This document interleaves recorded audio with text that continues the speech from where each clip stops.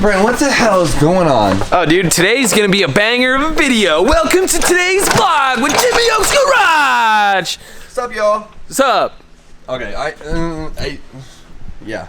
We're gonna do some chopping and some cutting and some welding and some extending. We're gonna do some drift mods. Surprise, surprise. Or stance mods, however you look at it. True. Yeah. This could be a stance mod if you don't want to drift your car.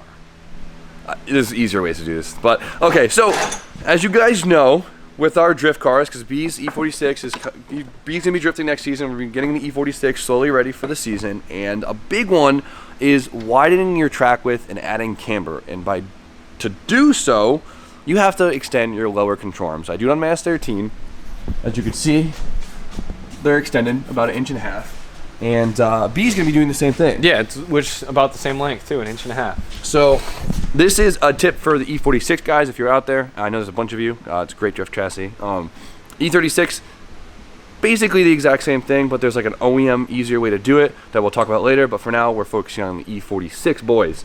So what do we got here? What are these control arms off of? So this is actually an E30. These are E36 control arms. And this is the opposite of what like most guys do. With the E36, you take E46 control arms, which are longer from here to here, and you bolt them right on, and you're instantly done. E90 inner tie rods, all that stuff. Everything done. On the E46, you could do M3 lower control arms, which are wider. However, you have to do knuckles, brakes, then you have to do rear brakes, rear knuckles, rear diff, rear subframe. It's like $3,000. $3,000. Yeah, to buy all this crap to get like an extra 15 millimeters. So we're gonna do the backtrack version, and we're gonna put these steel control arms on the front of my E46. Why? What's wrong with yours now? Mine are aluminum. Wow. So I don't want to extend those, run the risk. Even if you have a professional welder do it, it's cast aluminum. It's really maybe not the most reliable solution. We're gonna chop these things at 1.5 inches. Bam, done. Party. Pretty simple. So how much camber do you think 1.5 inches is gonna give us? So I've talked to some people, and also we have like camber plates in the front, but I think I should end up with hopefully around like 4.5 degrees negative camber in the front. Perfect. Makes sense. So we'll be cutting it right there. Some thick ass metal. It is, and I got this thick ass chunk of metal at the local scrap yard, and we're going to put a chunk in there. Easy as that. Let's get the cutting. All right. Should we just get smoothies first? Yeah, dude. Let's fuck this shit. Give me the foot. Oh God, step on my foot. Try smoothie. How is it? Amazing. So Derek just told me the ECU I ordered through him. First asked me, I just came in. And it's in his car, so we're gonna go steal it. I mean, I'm not steal it because I paid for it, but Derek, thank you for hooking us up on the cost on that. What do you got? Where is this? Oh, there we go. Yes, fragile. Hey. Jeez. GTR World Cup is literally this week. GTR. And they're building like 4 GTRs at once, and everyone's freaking out, and they leave tomorrow. It's gonna be sick though. Square is probably like the easiest budget-friendly plug-and-play standalone you could probably get right now, and especially for the Miata, you can't beat it. Kind of sucks because this has VVT-i on it, which means you got to pay like an extra $300. The non-VVT-i ECU is literally like $300 cheaper, but it's great. It's one function. Gotta love it. ECU, vacuum line, serial cable, and one bitchin' USB drive. What's up, guys?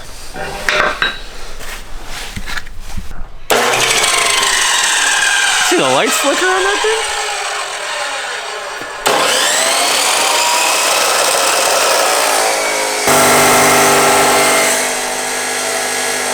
I missed it. It was like a tiny bit.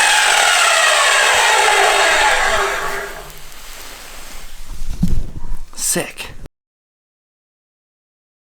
Let me stick it. We might blow through this machine. Yeah, I might have to go back to Harbor Freight and get another one. Cool. Well, now you. Now we gotta cut this. Oh my God. It looks so much worse. Oh boy. You marked her up? Marked her up. All right, now I'm gonna wait 7 hours for this to get cut. I'm gonna shoot myself. It's seriously been probably what, 30 minutes? Yeah, no, this is the longest cut of my life. It's been 30 minutes and he's what, 60% done with the cut? With that one cut, and I got one more to go. Yeah, 60%. But I've been putting in time, and I got the Miata actually back together. Got the intake back on, the injectors in and ready to go. But B, you're doing great. Thank you. Just wanted to give him a quick update, you know. This gives me a whole new appreciation for bandsaws. I think it's been an hour at this point. We need to upgrade tools. The longest 3-inch cut in existence is finally over. It was awful. How you feeling? Looks good. I still have to cut this in half. Yeah. Really neat. If you guys want to help Jimmy out or me out, send us some hearing protection. It's okay. I'll because go to the store. That was awful. He says that now. Look at it. Show him. Come on. Show him the fruits of your labor. Yep. Here's the fruits of my labor. I actually just measured it with a caliper, and it's like perfect, which I can't believe with that abrasive disc it was able to do. Okay, so you still have to cut that in half. So have fun for another 30 minutes. Yeah. That wasn't that long. No, this one was a little bit less time than the other one. All right, how are they looking? Pretty good. I have to shorten one of them up a little bit. It'll do. Dude, all right, I'm gonna go to the store, get some training food for this thing, and I'll meet you back here. Yeah, man. So after hours of cutting, it is officially time to actually put some work in. Yeah. So I got this tacked together. This one side while Jimmy was out, and I'm quite happy with it. Brian's gonna cut a channel into each corner right here on both sides, so we could basically get penetration throughout the whole depth of the metal. Yeah, exactly. I'm gonna fill this bitch up. You can get the door for me. Man, you're a good guy. No problem. Do the good old-fashioned way, right through the shifter. Ready for some welds? I'm ready, man. All right, fill her up. Damn! This thing looks awesome. I can't wait to flapper it so it looks like nothing ever happened. There you go. Come on, make it look OEM as heck. No, I don't blame you. It looks perfect. I'm really pumped on this. And I got the shifter on, which means we can now put the whole center console together, which is pretty exciting because I've never seen the interior fully together in this thing. All right, so before I put the center console on, I realized it's probably a good time to start putting in the wideband in Steffi's car. Since we are boosting it, you need a wideband in any car you're turboing. And we might as well start running the wires for it now since we have the interior like half apart. So you have a power harness, and then you have the harness that actually goes to the O2 sensor itself. We're honestly just gonna snake this right through here. Then of course we're gonna be zip tying it up out of the way underneath the car. Nice and sealed up, ready to go. Now we can run the wire. Probably gonna put the gauge in here. I think it looks pretty cool when people just slip them in. What's up, man? That is sweet. I like when the right when they just slip them in there. Audi TTs do the same thing. Yeah. Yeah. I finished my control arm. Looks good. Thanks, bro. Definitely not ever gonna break. At least there.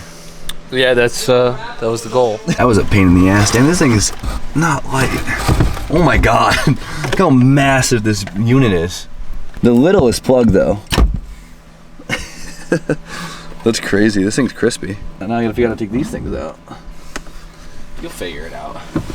One YouTube video at a time. Like this, you can take a screwdriver from the bottom and you just pry this and this and it just pulls right out. So we're gonna take out the little center vent and hopefully just get the gauge to stick right inside. And I took the wrong one off. I was just gonna say that. Oh my god, dude. Don't.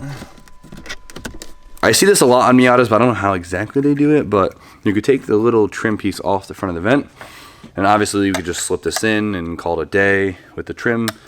I don't know how they usually do it. If you put the trim piece back on, it actually fits pretty decent in it. It's definitely still have to trim it up, but it protrudes, so got some brainstorming to do because I would love if it actually sat inside of it versus on top. All right, this is a little weird, but you can unscrew the top casing because you're able to change these faces and stuff, and it needs the pressure to actually keep the glass on. But I'm thinking we could rig it so the outer ring actually holds the pressure on it. And look how sick that looks. No, it looks really nice. That looks really good. So let's see if we can make this happen. So we took the factory trim off and we wedged it in here so it's actually held up against this piece.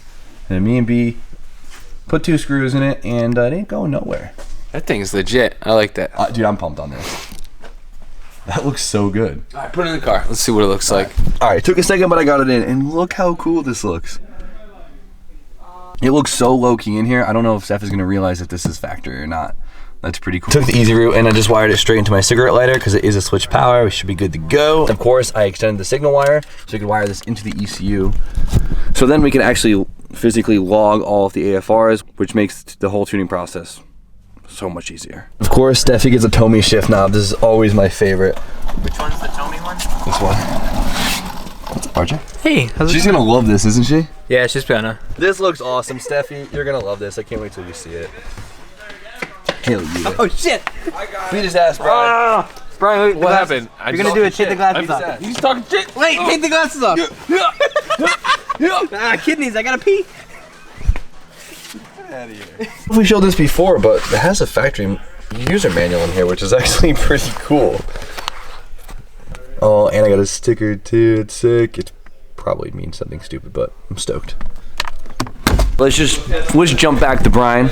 How are you? I'm good. So you painted your control arms. Yeah. Show them off a little bit. Come on. All right, here we go. Here's the control arm. It's painted. It's extended 1.5 inches. That's basically it. What is your strength test? Oh, we're good. Should be fine, obviously. That's tested. Cool. Done. So I honestly wasn't planning on doing any of this stuff for the Miata today. Steph's gonna be a little upset that I touched it without her, but I'm just gonna quickly throw the ECU in it because I mean, why the hell not get another thing over with? So once the fuel stuff comes in and I finish oil drain, we could hopefully start this thing. We'll find out. Hopefully the engine's good. I don't know. Everything's there. I put this on a 7 out of 10 scale right here For difficulty. Yeah. So we're gonna take. Oh boy, this is the hard part. Figuring out where these all go. Oh my god. First one. One or two. I put them in the hardest way possible. There we go. I think you made it a 7 out of 10. Cool. We're good to go. Yep, that's it. And we're done. Now we're still gonna run a vacuum line to it. Speed density. Jimmy found something pretty cool. Yeah, so I think this is awesome. So as you can see, the grommet for the firewall has like a little nipple on it. You see it? You can kind of see. Let me see. So I can put my finger in there. See this little? That was zoomed in. See this little nipple right here? Yeah, that's cool because they give you that to add like accessory wires and still have the whole grommet function. So we're gonna use that for this, which is definitely a really badass thing. Shouts to Mazda. Give that nipple a sharp pinch. Ooh. So I was having a little hard time getting the vacuum line through the firewall because there was a lot of wires and there was a lot of sound deadening. So what I decided to do is get some old brake line, kind of shove it through because it was able to force itself around everything. And then I slip the hose right on the brake line and we should be able to pull it right through. Hopefully. All right, this is where it gets tight. Oh, dude, like a charm. Nice. So of course we have it routed through the firewall, nice through the grommet, which is awesome, so I don't have to worry about water getting into the cabin. Have it zip tied up against the brake lines. And of course, right inside the intake manifold. Nice. Nice, RJ. Nice. Nice! Wait, hold on, do it like South Park. Nice. Almost set. I cannot wait to see this thing on the dyno.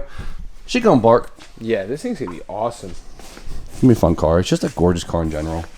Yeah, I'm really excited to see like the drivability on this thing because it's, as Jimmy's told you guys, he didn't go with their bigger turbo. He went with their smaller turbo. So this thing should really run just like as if the factory were to make a turbo version of this car. Exactly. It's gonna be a Mazda speed, but better. Yeah. And we just gotta paint the valve car because it's hideous. But tomorrow I'm riding my bike for the first time in like, I don't know, maybe 6 months. Nervous? Excited? I'm terrified actually. Okay. Do a trick for us. No, I don't don't be know. lame. So as you guys know, I broke my wrist. Stretch first. I broke Come on. my wrist like really bad a year and a half ago, and I haven't really I've ridden bikes a handful of times since. But there's a new indoor park, like an hour or 40 minutes away. My buddy Garrett convinced me to go, and I'm excited. B, what am I doing? I don't know. I'll be honest, guys. Jimmy's actually pretty nasty, or used to be pretty nasty. I'm sure he still is. Sign it, B. Do something cool. That was sick. How's your foot feel? It didn't touch. It didn't touch. That was still sick. Now my arm's already hurting. I couldn't even think about doing that. Okay. Sweet. Wish me luck tomorrow. Wish me luck tomorrow, guys. Good luck. But alright. B, we're gonna end it. It's late night. You know how it Ended goes. on the flat lip. On the flat lip, first try. That was one take, right? That was pretty good. That was First pretty try. good. Oh, that hurt. Okay, guys, so you know the deal. Like, comment, subscribe. Stay tuned for more content. We'll see you tomorrow. Have a great night. I'm cold-hearted and broke, I cold-started and choke. I grow part with my soul, the vote harder to grow. I know why, hey, I know why, hey, yeah. I'm cold-hearted and broke, I cold-started and choke. I grow part with my soul.